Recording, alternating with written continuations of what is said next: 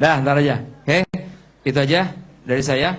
Ya, masih ada hal lain. Yang jelas yang namanya fitur segala macamnya kita berkembang terus setiap hari. Ya, tapi tolong dalam penyampaiannya ada beberapa yang saya sampaikan ke teman-teman di kantor juga. Ya, mulai hari ini jangan lagi pakai istilah join. Jangan lagi pakai istilah gabung. Ya, jadi baca tuh marketing plan kita. Jadi saya ada yang nanya, ada yang ke saya kemarin ini gini, Pak Hari, saya mau join dong Petren. Join apaan? Gitu. Saya mau join. Saya bilang gini, aduh maaf nih nggak ada lowongan di kantor. Loh, bukan mau kerja, ini saya mau join. Join apaan begitu? Ya Petren. Sebentar. Oh maksudnya mau pakai aplikasi Petren. Pakai? Iya. Iya sih itu yang BBM. Iya, maksudnya mau pakai aplikasi. Iya, mau pakai aplikasi. Mau bayar. Iya. Oh, ya udah, ya tinggal beli aja aplikasinya. Oh. Itu kan join, bukan. Pakai. Udah pakai, beli. Ini beda. Bisa paham? Ini mungkin agak susah dipahami. Tapi dengan cara seperti ini, ya, saya bisa membuat kisah nyata nih. Beberapa bank besar, dari mulai direksinya sampai stafnya bisa pakai Petren semua. Saya tadi baru bilang, tadi ada yang nanya ke saya, ini gimana kalau gini? Kalau misalnya contoh nih, kalau kita cerita sama orang nih ya, Ibu, mohon nih, Bapak misalnya ketua DPR. Kita ketemu ketua DPR ya. Kita bilang nih, saya selalu udah ketemu berapa kali. Bilang, Pak, join Petren Pak. Apaan Petren? Ya itu, pokoknya kalau basic 350.000, kalau titanium 10.100.000. Pokoknya kalau titanium bonusnya lebih gede. Ya, ngomongnya diberaniin karena takut dia nolak kan. Ya, kira-kira Pak, sekelas ketua DPR perlu bonus nggak? Nggak bisa. Nah ini yang mesti dirubah. Memang nggak bisa cepat. Ikuti. Saya baru ngajarin staf-staf saya nih untuk mulai merubah budaya seperti ini. Saya ketemu sama beliau-beliau nih anggota DPR, saya bilang, wih, Pak Hari, Petren kayaknya pesat ya. Alhamdulillah. Gitu. Itu gimana caranya? Oh, ya tinggal pakai aja Pak. Lo bukannya join? Enggak. Join apa? Emang Bapak mau kerja di saya? Saya gitu. Oh enggak, jadi gimana tuh? Ya pakai aja. Maksudnya, Bapak kan pakai smartphone? Iya, tinggal download. Ya, yang iOS ke apa kalau iOS? App Store? Android tinggal ke Play Store. Oh gitu. Gimana caranya gini? Oh iya. Terus kalau udah download, ya bayar. Bayar? Iya, bayar. Karya bangsa, Pak. Ya, karya bangsa ini. Mesti bayar. Ini buat apa fungsinya? Ya, bayar segala macamnya. Ya, entah telepon, segala macam aja bayar. Pokoknya banyak dah. Tinggal buka aja. Saya bilang gitu. Nah, tapi kan saya punya M-Banking. Beda, Pak. Beda. Ngomong bedanya baru beda dong. Kenapa beda? Loh, tadi jelas kan? M-Banking nggak bayar, kita bayar.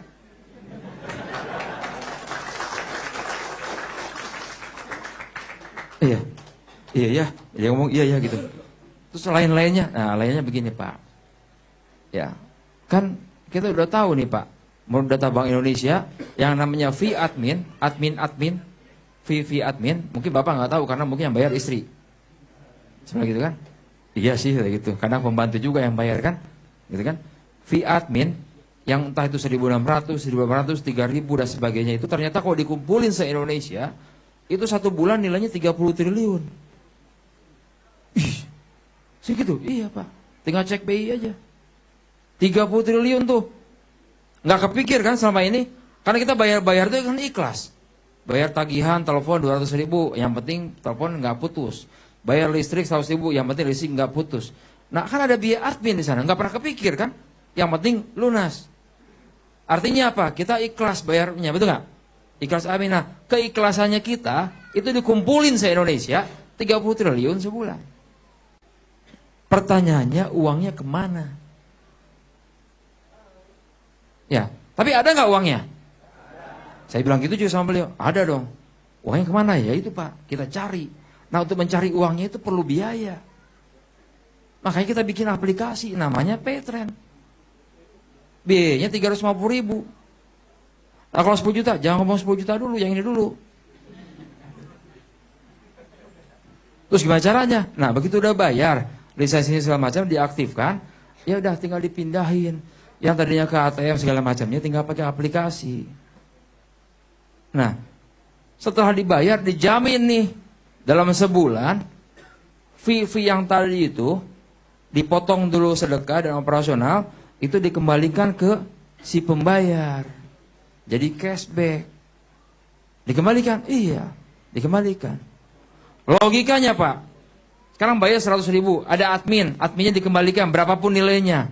Berarti lebih murah nggak bayarnya? Iya, lebih murah. Nah, kalau pakai banking, ya murahan ini. Iya, kira-kira Pak, kalau terus dikembalikan bayar-bayar rajin dikembalikan terus gitu. Kira-kira modal 350.000-nya kembali nggak? Ya kembali. Saya bilang gitu sama beliau. Wah, menarik nih. Nah, tambah menarik lagi Pak. Kalau sudah kembali balik modal 350.000-nya masih dapat nggak cashback-nya? Masih dapat asal bayar-bayar. Berarti apa? Untung. Nah, untung.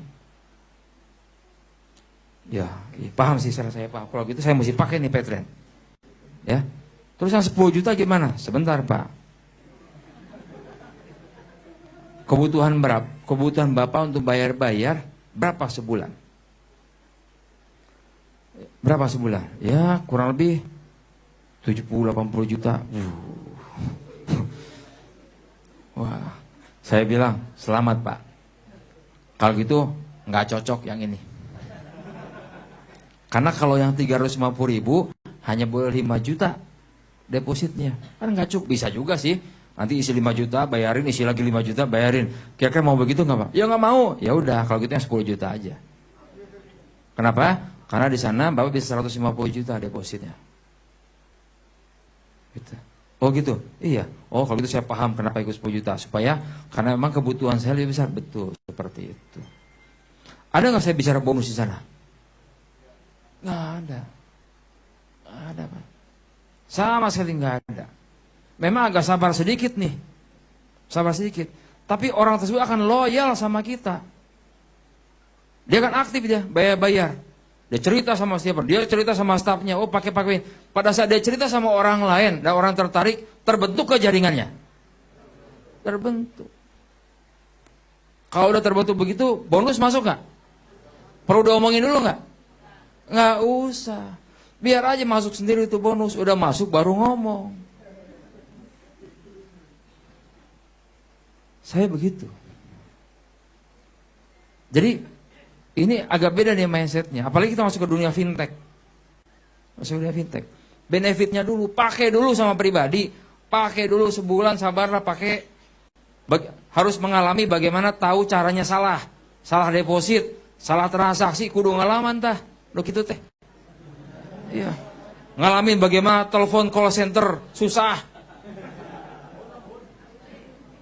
Bukan susah sebetulnya, karena teman-teman sebelum 30 detik sudah berhenti teleponnya. Ya, call center kita ada 20 orang, itu 24 jam. Satu hari 3.000 telepon. Ya, 3.000 telepon, 3.000 telepon kalau dibagi 20, ya dibagi 60 menit, itu perlu 170 jam. Sebetulnya. Jadi memang padat. Nah, tapi ada jeda. Jadi gini, sistem otomatis 30 detik. Kita nunggu 30 detik tuh. Begitu nanti dia berhenti, otomatis masuk. Jadi sebelum 30 detik jangan berhenti dulu sama kitanya. Kalau dalam 30 detik sistem memang nggak padat, maka akan berhenti otomatis. Ini enggak, belum 30 detik sudah berhenti duluan. Ya, saya banyak di Jakarta, saya diprotes sama salah satu mitra. Ya, orang lain sih. Pak Ari gimana ini? Saya bilang, saya telepon 50 kali. Lebaynya luar biasa. 50 kali. Saya bilang sini. Ini nomor handphonenya. Sini, coba telepon. Telepon sekarang 0811-210-7888. Saya nggak nyentuh loh. Telepon. Detik ke 1. Tuh kan nggak diangkat, baru juga kering 1 kali. Ya. Detik kedua, terus lupa lihat tuh, udah 10 detik. Ya tunggu dulu begitu. Pas detik ke-23 diangkat. Selamat siang. Dengan Petra, dengan Vivi yang bisa dibantu. Tuh, cok jawab. Ya, ketahuan. Berarti beliau teleponnya baru 5 detik udah gak sabaran. Ya, sebetulnya sistem pelayanan call center kita jauh lebih baik daripada perbankan. Pernah ada yang telepon bank gak? Yang 14.0 sekian, 15.0 sekian. Itu seharian juga pernah saya gak diangkat. Susahnya bukan main. Tapi gak ada yang marah tuh.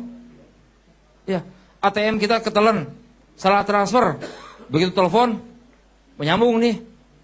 Nih ATM kita, oh iya Pak, gini. Ya, ditunggu 3 minggu.